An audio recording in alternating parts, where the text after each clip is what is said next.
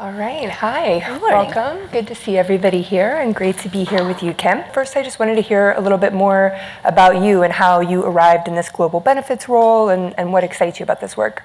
So as Martin explained, I have a sociology background, which you would never think sociology, and now I'm the benefits person. And so I fell into it, like I think many of us do. So my first job out of college, and I did dental customer service, and then I did retiree benefits, and then I landed a job as a benefits analyst at Dow Jones. And I've been here now at Dow Jones and News Corp for 23 years, wow, which is a long time, especially for millennials who are like, that's a lifetime. And what excites me every day is helping people. I mean, it's what we do, right? The days are different. Sometimes it might be a little bit repetitive, right? You get your files out, you have to talk to your TPA, you have your errors call, but every day I help somebody, which I don't think everybody gets to say about their daily life, right? And so having that opportunity to impact people in their lives when it's personal is really, very rewarding. Yeah, as a millennial, 23 years is very impressive. So this panel is all about bringing a marketing pro's sensibility to benefits. So at a high level, what does that mean to you? How does that inform how you think about your work? So as benefit people, we have a product to sell, which I don't think that benefits folks tend to think about it. You have a very impactful opportunity to sell what you have, which is your benefits to people who need it, right? You have an open forum to sell, and you don't even have to sometimes do a big push because these are things that people need. You need medical, you need dental, you want your gym benefits, right? You need childcare services. So our job really has evolved into selling my product. And so we really take a very, we'll talk about all the marketing pieces that we do, which is varied and vast, but it's a lot of it is try and fail, right? I would love to say I have secret sauce. I don't. I just know, where we're comfortable and where we found some success, but it's okay to try it, to fail. You learn something new and you pick it up and you try it again. Yeah, we were talking before this session, I know my experience having worked, for a lot of large corporations was that it was difficult as an employee sometimes to understand all the benefits that were available to me. And I think we talked about this a little bit before. You don't know until you need it, and then you go into the portal and start seeking it out. So I love this perspective of you being almost a marketer towards the population and helping them, maybe being there for them, like top of funnel, but also like when they're looking for the benefits. So I'm curious if there are specific endeavors that you've used to sort of message out what's available that you feel like have had particular success for your people? So like I said, we're varied. Not surprising, we're a media company, right? So instead of having a benefit book, we have a benefit website. It has no firewall. It sits out, in the general public. So if you are a prospective employee and you're thinking about coming to News Corp or you're coming to Dow Jones, you're going to want to know what we offer. You're going to want to know what we stand for. So being able to showcase that, plus your decision maker might not be the person that we're interviewing, right? Or the person who sits at my desk. So having information readily available for that person who does make the decisions, that's important too. We do newsletters on a monthly basis. And I will say that hits people top line, right? We're at about a 60% open rate but I will say the click off, like you go in and I want you to read my article and click for more. I will say that drops off dramatically. So people, really aren't reading, below the fold and how do I make sure that I get you that relevant information. We have an Instagram, which sounds, hokey kind of right in the benefits perspective, but when I do it well, and I will say I don't do it well all the time, we really can generate some great hits. We were able to highlight, so my boss, Marco Diaz, was recognized a couple months ago, and we put it on our Instagram and a nice picture of Marco, and boom, 130 likes. That's for a benefit Instagram. It's pretty great. Yeah. Right? So it's all about how do I market? How do you see yourself in what I provide? And it's about images, and it's about being succinct and quick and getting you to the right place at the right time. Are there any topics within the newsletters that you find particularly resonate with folks? I mean, we've split it out so that way we have two really big articles at the top, right? And then we have like a did you know section, like a news and highlights, which might be 3 or 4, and then an app of the month. And so our approach lately has been that you get a cadence. So maybe in month 1, you're in our big news highlight. Month 2, you are in our Did You Know section, and then month 3, you are our app of the month, right? Because we know that it takes a lot of time, right, to me to promote, for you to remember you even have this. And that becomes so important. The worst thing could happen is that I have this program and you had a need and you didn't know. And that means I didn't do my job well. So trying to be repetitive, but in different ways to deliver you in different content. And then we can supplement it with the Instagram and really highlight maybe once or twice during that 3-month period, the same kind of program. Yeah. Yeah, the newsletter stuff, you're thinking like a journalist as well as a marketer. So I know that you've made financial well-being a top priority. Do you want to talk me through why that's so important to you and also how you've used this marketing perspective to message it out to folks? Yep. So, I mean, I think all of us hear it from our employees, right? They're talking about inflation. They're talking about the economy. So meeting employees where they are is really, really important. And it doesn't matter if I think it's important, if that's not where you are. So definitely thinking about it from that lens. So knowing you think about the economy, you're thinking about inflation and how do you stretch your dollars. So we're going to roll out a financial well-being month in January. And we're going to go global. Goodness help us. But that's a really big opportunity for us. And it's not about rolling out new programs. It's about packaging everything that you have today in a financial lens. And so, you know, thinking about the program that we just heard about from a college perspective. So we have a similar program, and you would think about it as, oh, well, my son or daughter is getting ready to look at colleges. What colleges should we look at? No, how about we market it as, how do you save for college? Do you need a resource that can help you understand what the FAFSA is? Because that's a bear, right? So taking those programs that you have and turning them on their ear ever so slightly. Like we have a prescription program that offers you different ways that you can bend into your medication. So maybe you don't take the brand, maybe you take the generic. Instead of taking a cream, maybe you take a gel. So marketing that as a way for you to save money on your prescriptions, right? Don't go to this place, go to that place. It's going to be cheaper for you. So taking what you have, so you don't necessarily need to even do anything new, but putting it in a different spin, in a different lens where someone might for the first time be like, that's, yes, absolutely, I need that. But if I said it to you as, you know, switch from your brand to your generic, and they're like, oh, no. Right. Yeah, putting it in that financial perspective. And what are you planning? Are you going to do newsletters, Instagram, like a whole It'll be a slate? whole campaign. So we'll tease it in our newsletter. We'll have a separate website for it. Oh, great. And the whole idea is that you learn differently than I learn. Maybe you like to read blogs. Maybe I like to watch videos. Maybe you like to participate in a panel discussion or watch, you know, our leaders come forward and talk about what their experiences are. So it has to be, just like our marketing, has to be multi-pronged because everybody likes to engage differently. Some people are in the office, some people are at home. So how do you make it rich and robust during a 4-week period, kind of like a blitz, to be able to bend in? Again, what I offer doesn't match everybody, right? So I need to make sure I have something for everybody, but I know not everything matches for everybody. Yeah, and that is a great segue into the next question, which I was going to ask about. There's so many benefits available.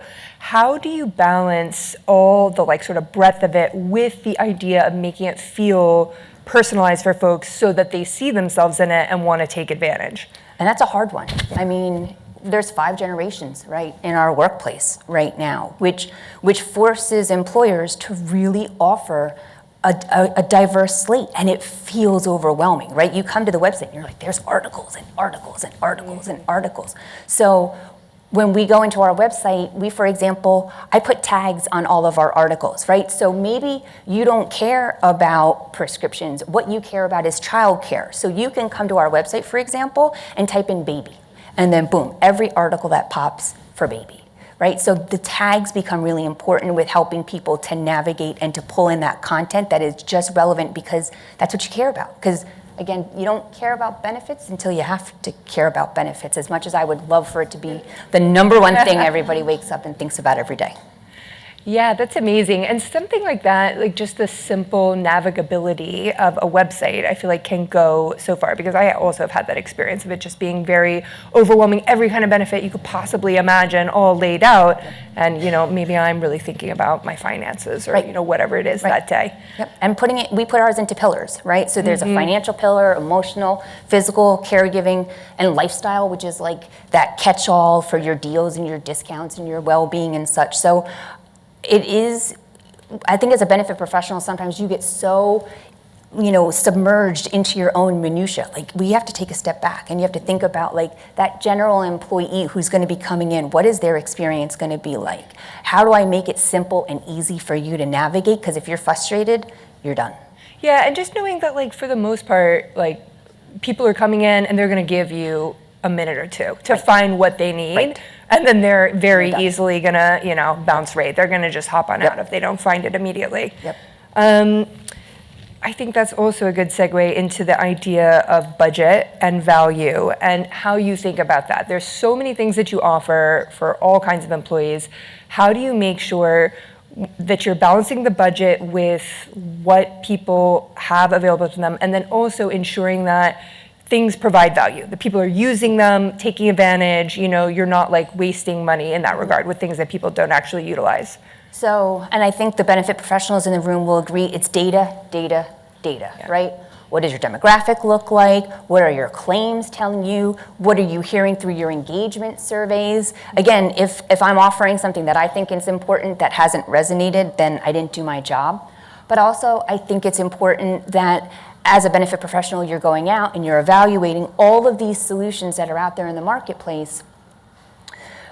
Some of them are very niche and very important, right? I mean, from a caregiving perspective, folks need help. But if that program is only designed to maybe impact 2 to 3% of your population, selling me on a PEPM is a really hard sell. And it's a hard sell for me to go back to my stakeholders, because I'm not your end-all be-all decision maker, right? I have people that we answer to who will give me the okay to spend these dollars. So as vendors think about proposals, we encourage them sometimes to come at it from a different slant, right? Instead of a PEPM, could you offer me a per case basis with a floor and a ceiling, right? I want you to make money. I don't want you to give us the benefit for free, but I want us both to have a stake in the game. And definitely when some of these more niche programs come out, it is a much harder sell if I'm going to have to pay it based upon all versus can I do it based upon, a per case basis? And that doesn't work for every vendor. I mean, some have come back to us and been like, no. Some have been like, all right, well, let's have that conversation. What does that look like? And again, we want you to make money, but we also, want you to have, skin in the game. Yeah, and the survey piece of it, I mean, that seems interesting. How do you utilize the sort of satisfaction surveys? That feels like another very marketing pro approach to validating whether something is working. So you do it a couple different ways. One is your engagement survey, right? You have benefit questions. You're starting to understand what employee sentiment is. But we ask our vendors for their NPS score. Yeah. I want to know what goes into it. And we look at it. I mean, we think about it. We talk about it. It matters to us about what clients who are not necessarily my employees think about you and engage with you. And I want to see testimonials on a monthly or quarterly basis or annual, whenever we're meeting.